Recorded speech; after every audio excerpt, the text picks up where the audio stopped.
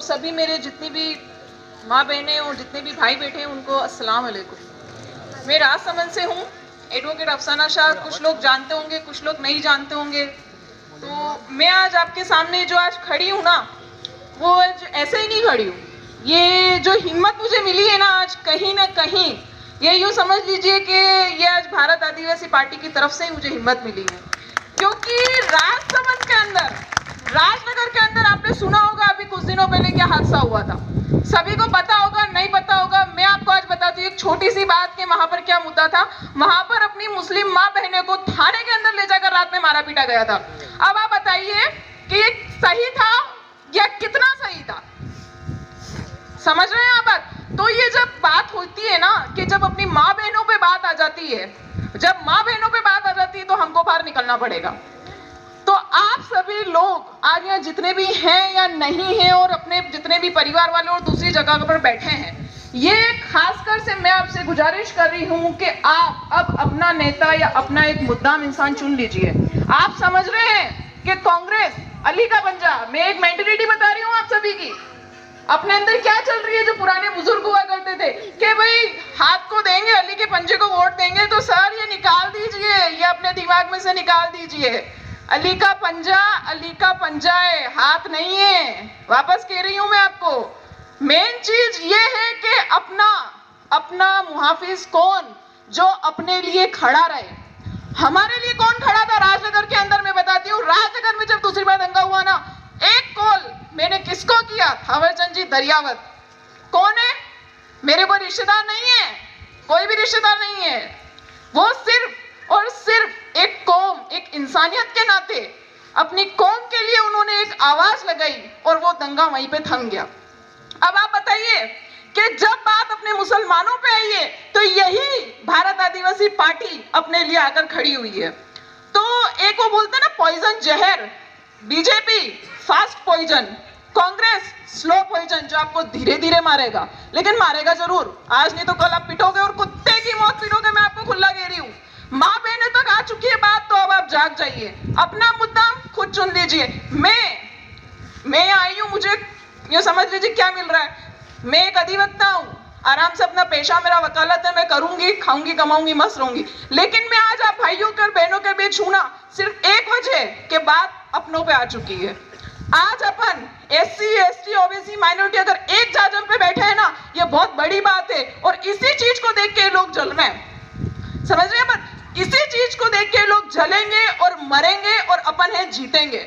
और जिस दिन आज अगर अपना विधायक यहाँ का होगा ना, तो कानून क्या चीज है? कानून कौन बनाता है?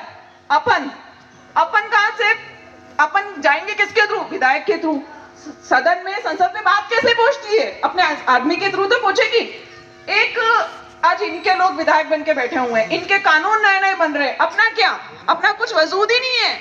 वजूद कब बनेगा? जब अपना आदमी होगा, अपना मुद्दा होगा, जो अपने दर्द को समझेगा। और दर्द कोई आपको RSS पार्टी देख लो, बजरंग दल देख लो, हिंदू मंच देख लो, कोई नहीं समझने वाला। समझेगा कौन? जो खुद इस चीज से जूझ रहा होगा। और जूझ कौन रहा है? दलित, आदिवासी, मुस्लिम। सबसे फर्स्ट टारगेट है मुस्लिम, सेकंड टारगेट है दलित। तो ये बारी आने वाली नहीं, आ चुकी है अपनी। और अब आप घरों से बाहर निकलो और आप ये मेंटलिटी दूर कर दो कि सत्ता राजनीति गंदी नहीं है। गंदी जब अपनी हाथ में सत्ता होगी ना, तो ये समझ लो पूरी दुनिया हिल जाएगी। आज मैं आपसे एक बात कहना चाहती हूँ कि यहाँ पर अगर जितेश भाई जीतते हैं ना, तो मैं कहती हूँ कि आपके ऊपर किसी तरह की आंच नहीं आएगी। मैं गारंटी देती हूँ आज आप लोगों को, क्योंकि मुझे इतना विश्वास हुआ है, इसीलिए मैं आज इतनी दूर से राजसमंद से चल कर आई हूँ। वरना आप भी जानते हैं, कोई मुस्लिम बहन रात में बाहर निकलती है क्या? नहीं निकलती है। लेकिन मैं निकली हूँ तो बहुत बड़ी बात होगी तभी निकली हूँ, क्योंकि हमने जो है अत्याचार देखा है, जुल्म हमने देखा है। मेरी माँ बहनों के साथ जो जुल्म हुआ है ना, मैंने देखा है कि किस तरीके से उन्हें मारा गया है। अगर आप होते ना अगर सच में, तो आप काट डालते। समझते हो काट डालना? लेकिन वहां के मुस्लिमों को इतना डराया करो। डराया किसने? इन यहाँ के जनता ने नहीं, वहां के खुद के अधिकारियों ने डराया। अधिकारी किसके? किसके अधिकारी? बीजेपी के। अगर आपके पास आज ये मौका चला जाता है, तो आप समझ लीजिए आने वाले टाइम पे यहाँ पर रोशनी नहीं मिलने वाली है, अंधेरा ही अंधेरा मिलेगा। आपसे एक ही इल्तिजा है, एक ही गुजारिश है कि आप जितना हो सके, जैसे हो सके, अपनी इस पार्टी को जिताइए। मैं खुद इनसे बहुत ज्यादा सहमत हूँ। क्यों हूँ वो मैंने आपको वजह बताई है। ये जो तिलक तराजू तलवार है ना, इनसे हो जाइए सावधान। ये जो तिलक तराजू तलवार है ना, इनसे आप हो जाइए सावधान। और अब आई है भारत आदिवासी पार्टी की बारी, तो इसमें डालिए आप जान। समझ रहे हैं आप बात? तो सबसे पहले आपका एक ही उद्देश्य होना चाहिए, अपनी पार्टी, अपना पद, अपनी ही जरूरत, अपना कानून। किसको? जितेश भाई को। और जितेश भाई किसके? अपने हैं। तो बस इनको आप वोट डालिए, इनको जिताइए और अपना खुद का एक प्लेटफॉर्म बनाइए। और सबसे मेन चीज मैं कहना चाहूंगी अपने वालों को, जो मुस्लिम समाज के लोग यहाँ हैं, वो सबसे ज्यादा शिक्षा पे तवज्जो दें, क्योंकि अपनी एक सबसे बड़ी चीज, सबसे बड़ी कमजोरी यही है कि लोग शिक्षित नहीं है। शिक्षित नहीं होंगे तो आपको कानून का कभी नहीं आएगा। संविधान के अंदर अपने एक एक अधिकारों के बारे में बताया गया है। हमें 6 मौलिक अधिकार प्राप्त है। आपको अगर एक को भी मौलिक अधिकार पता है तो आप बताइए, एक मौलिक अधिकार बता दीजिए। आप जो कहते हैं ना कि थाने से डर लगता है, थाने वालों को अपने से डर लगेगा अगर अपन को कानून पता चल गया तो।